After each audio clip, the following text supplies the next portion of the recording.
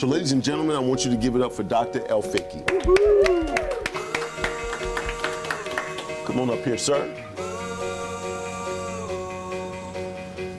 Doc, how are you, sir? Good morning. Morning. How are you? I'm doing great. Good, I'm doing great. Good. So I always start off with a little bit of your story. Why get into the neuroscience? Well, you know, it's actually neurology through my medical school was really interesting, and I found a lot of people do not really understand much of neurology, even medical students. So I started to explore this field, and I found it's really exciting to me. Okay. I had my cousin actually. He's a neurologist, and he just encouraged me more to get into this field, which is I found it amazing.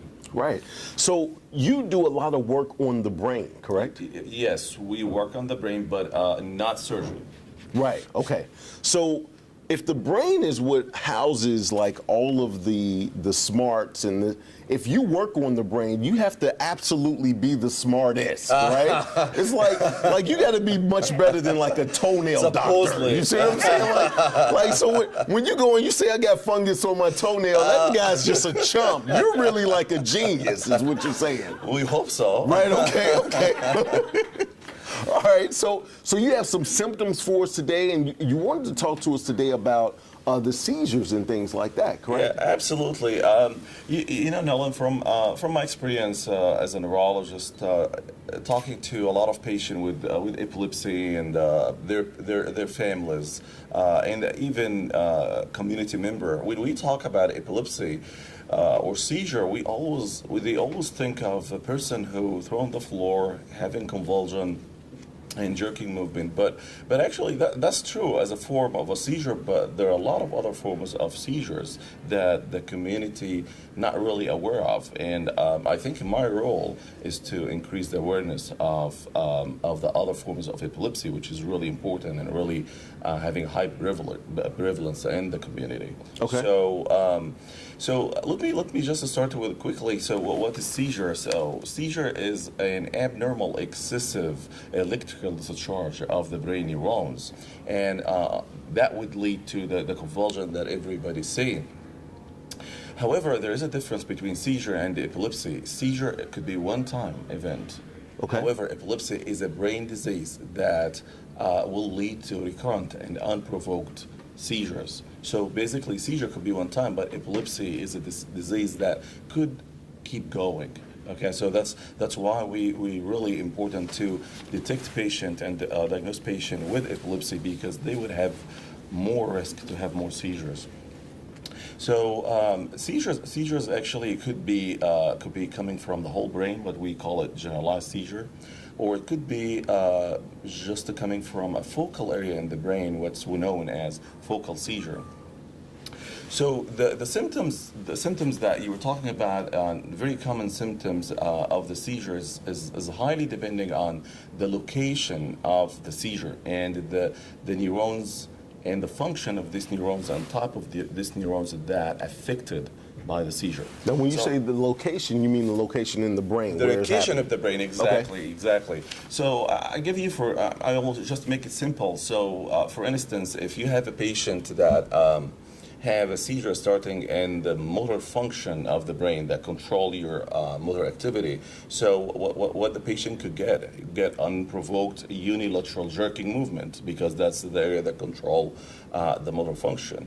On the other hand, if it happened in the sensory part of the brain, patient would get unexplained recurrent unilateral tingling and numbness. And those patients, it's very, very common to be misdiagnosed with stroke. And we have seen a lot of patients like that. And we are not talking about one or two spells every couple of years. We're talking about sometimes hundreds of those spells. And those patients I have seen patients that they could be diagnosed with TIA or stroke like 60 times a year. And my God. That's not true. So that's what we need to increase awareness of seizure. The same thing if it happened in the area of the vision. So patient could get bright light, could get visual hallucination. If it happened in the area of the smell, patient could get very nasty, unpleasant smell like burning or chemical. And very interestingly, those if the seizure actually activates those neurons deep inside a loop that we have called temporal loop, patient will come and started to complain of having very strange feeling. So you would have patient telling you, doctor, I've been having frequent deja vu.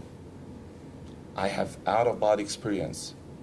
And some patient will come literally to my clinic and tell me, I have rush sensations through my body and I cannot explain it, doctor. Not only that, but we have patients that would have sudden onset of fear, sudden onset of panic attacks with no reason. And some of them, actually act very strange, odd behavior, and they cannot recollect this event. Now, I've been acting very strange and odd behaviors my whole life. Do you think I have epilepsy? I'm talking about the spells, so it seems like it's long term for you. It so is. Okay. That's what makes I'm good. I'm good. No, you're okay. So, but we can check you for it just in case. I need a checkup, doc. I need a checkup, man. I'm telling you. Other thing that could happen also in a patient that complain of time lapse. And actually, in fact, I have a patient in the hospital that he'd been having time lapse and lack of sensation of time. And it could be like 6-7 hours. It's really uncommon to have a patient telling you, hey, doctor, I was going to the bathroom at 9 a.m. in the morning, and all of a sudden I found myself in the bedroom on the floor at 11 a.m. and I don't know what happened in these 2 hours. So that's very common presentation. Seizure could present as a stirring spell or spacing out spells. A patient would go like that and no response. However, let me also clarify that. All of us sometimes get tired and we have a dazed moment, not to scare people, but we're talking about, those patients that wouldn't be able to respond. I think right. if you have that as normal, tired day, being tired the whole day working, you have these days, you still would be able to respond. But we're talking about patients that they have no idea if anybody talking to them. So all of these symptoms that you're talking about right now is a type of seizure that goes on in the brain, but it's not like the fall on the floor. That's correct. And it's all of these other little symptoms that. And can you have a combination of those symptoms? Yes. Okay. Yes. All those spells that I have talking about, or this manifestation that I talk about, could actually follow by grand mal seizure. Gotcha. So grand mal seizure is a seizure or the convulsion that we see. That's a very common. Actually, those patients get treated. 911 will come immediately. People recognize that they have a seizure. But the other forms that I'm talking about, patient literally could have weeks, months, and sometimes, believe me, Nolan, could be up to years to detect those patients, to detect the seizure in those patients and give them the right diagnosis. It is not uncommon to have a patient that has started to be really confused and not acting right. She's still living, having a life, but it's not the normal. And 2-3 years, you found that the patient was having a lot of seizure, in and out of seizure, and that's she was working, and now functional wise she's not good. And a couple of years later, you found that patient was having seizure, even without the manifestation of the convulsion that we always look at for a patient with seizure.